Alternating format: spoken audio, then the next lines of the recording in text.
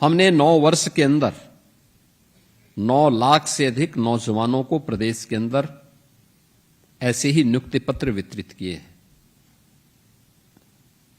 ये 9 लाख नौजवान कभी नियुक्ति पत्र नहीं प्राप्त कर पाते अगर अच्छी सरकार नहीं होती।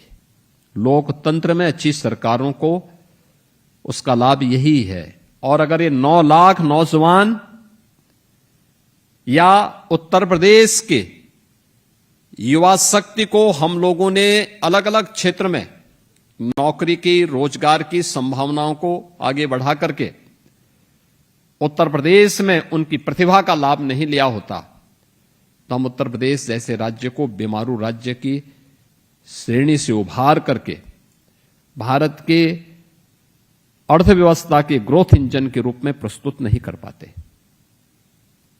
पाते। क्योंकि जब युवा पलायन कर जाता है, जब यहां की प्रतिभा ही पलायन कर जाती, जब यहां के युवाओं को प्रदेश के अंदर ही कार्य नहीं मौका मिलता, विकास कराता कौन? केवल हमारी योजना बना देने भर से परिणाम नहीं आ जाएगा।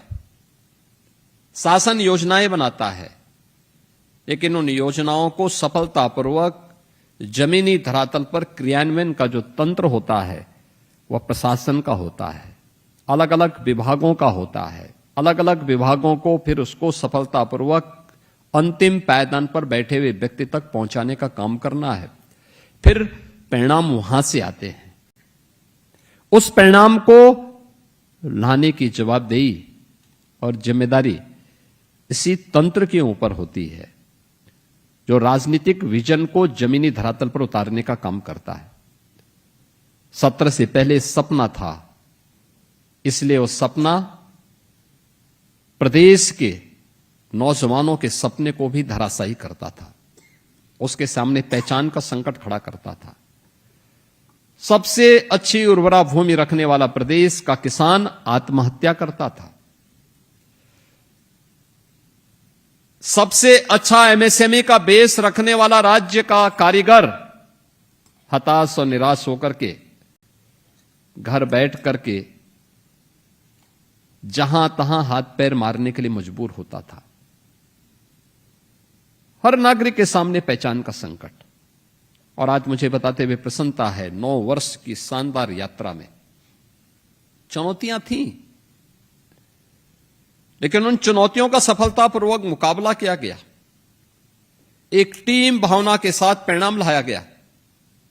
परिणाम है कि 9 वर्ष में हमने उत्तर प्रदेश की अर्थव्यवस्था को 3 गुना करने में सफलता प्राप्त कर दी। देश के अंदर कहीं नहीं हुआ, यूपी के अंदर हुआ।